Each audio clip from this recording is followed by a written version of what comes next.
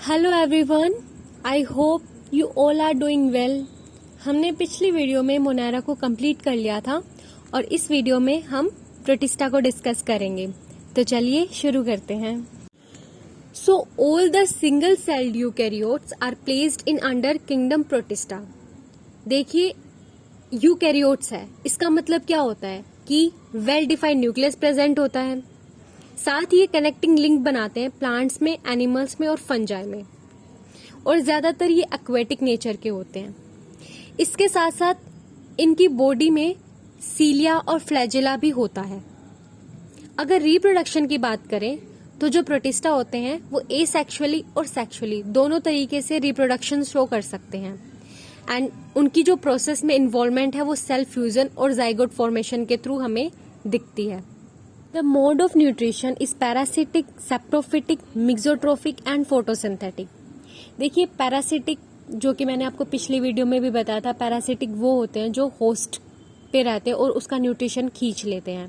Saprophytic वो होते हैं जो डेड और डिकेइंग पर ग्रो करते हैं। मिक्सोट्रोफिक का मतलब होता है कि एक ऐसा एनिमल जो अलग अलग टाइप का मोड ऑफ न्यूट्रिशन शो करता हो, और फोटोसिंथेटिक जो लाइट पे डिपेंडेंट करते हैं। ठीक है, तो ये मोड ऑफ न्यूट्रिशन होते हैं। इसके बाद है कि जो किंगडम प्रोटिस्टा होता है उसमें फोटोसिंथेटिक और नॉन फोटोसिंथेटिक दोनों तरीके के ऑर्गेनिजम्स को हम देखते हैं। फोटोसिंथेटिक होता है फाइटोप्लैंक्टन्स, और नॉन फोटोसिंथेटिक के ग्रुप्स में इंक्लूड होता है जूप्लैंक्टन्स। कुछ जो पैरासाइट्स होते हैं और जो प्रोटिस्टा होते हैं वो पैरासिटिक नेचर के भी होते हैं जो कि डिजीज कॉज करते हैं, जैसे कि लेशमानिया, काला आजार, स्लीपिंग सिकनेस और डिसेंट्री। जैसे स्लीपिंग सिकनेस है वो एक फ्लैजिलेटेड प्रोटोजोन की वजह से होती है जिसका नाम होता है ट्रिप्नोसोमा। प्रोटोजोन्स की जो डिजीज हैं उसके बारे में मैं आपको अलग वीडियो में बताऊंगी। अभी के लिए आप सिर्फ डिजीज के नाम याद रखिए। इसके बाद जो हमें प्रोटिस्टा में पढ़ना है, क्रिसोफाइट्स में, डायनोफ्लैजिलेट्स में, यूग्लेनोइड्स में, स्लाइमोइड्स में और प्रोटोजोन्स में। So chrysophytes includes diatoms and golden algae. Diatoms को हम पोल्यूशन इंडिकेटर भी कहते हैं। गोल्डन एल्गी जो होती है उसे हम डेस्माइट्स भी कहते हैं। They are found in fresh water as well as marine environment. ये माइक्रोस्कोपिक भी होते हैं और ये ज्यादातर फोटोसिंथेटिक नेचर शो करते हैं, मोस्टली डिपेंडेंट ऑन लाइट। इनका जो स्ट्रक्चर होता है कुछ इस तरीके से होता है, सोप बॉक्स की फॉर्म में। जो आउटर लेयर होती है उसे हम एपिथीका कहते हैं, और जो इनर लेयर होती है, जो नीचे की तरफ जो लेयर आपको शो हो रही है, उसे हम हाइपोथीका कहते हैं। इनकी जो सेल वॉल होती है वो एम्बेडेड होती है सिलिका से, और वो इनडिस्ट्रक्टेबल होती है, जिसका मतलब होता है अटूट, जो टूटती नहीं है, और एक पहाड़ बना लेती है। यानी कि जो ये डायटम्स होते हैं ये एक्यूमुलेट हो जाते हैं बिलियंस ऑफ ईयर तक, और वो एक पहाड़, माउंटेन्स की तरह दिखने लग जाते हैं। अगर हम टाइप्स की बात करें डायटम्स की तो दो तरीके से होते हैं, सेंट्रिक डायटम और पिनेट डायटम। सेंट्रिक डायटम जो होते हैं वो सर्कुलर इन शेप होते हैं। पिनेट डायटम्स जो होते हैं वो लॉन्गिट्यूडनल होते हैं। सेंट्रिक डायटम का एग्जाम्पल है मिलोसीरा, और पिनेट डायटम का एग्जाम्पल है नेविक्यूला। अगर हम इनके फूड रिजर्व मटेरियल की बात करें तो होता है ऑयल, polysaccharides and fats.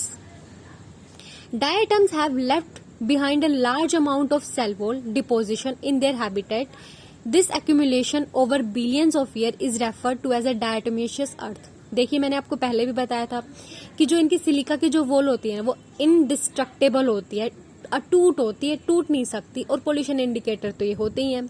तो ये बिलियंस ईयर तक एक्यूमुलेट होते रहते हैं और ऐसे माउंटेन्स बना लेते हैं। देख रहे हैं आप कितने बड़े बड़े माउंटेन्स हैं। तो इनको हम कहते हैं डायटोमेशियस अर्थ।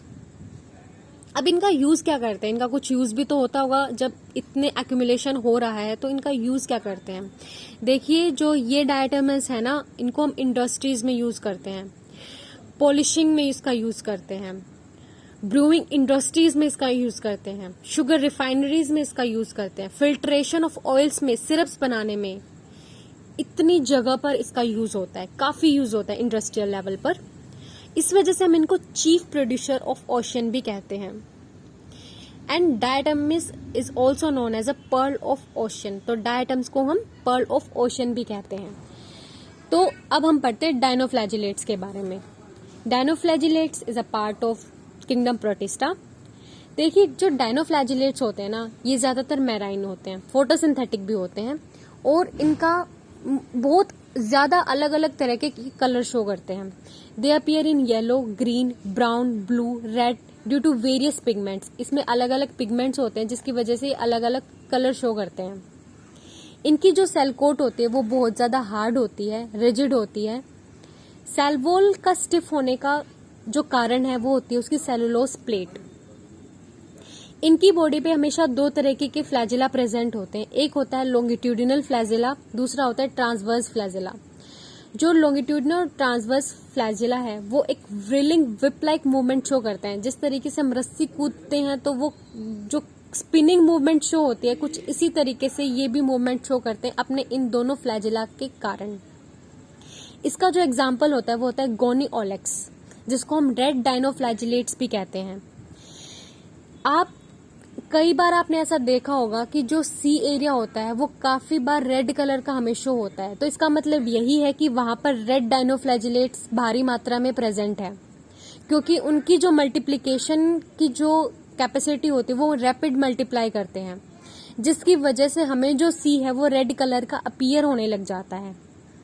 और ये इनका एक सबसे बड़ा नुकसान कारण हम ये कह सकते हैं कि लार्ज नंबर में टॉक्सिन्स भी रिलीज करते हैं, जिसकी वजह से जो अदर मैराइन एनिमल है वो उनकी डेथ हो जाती है।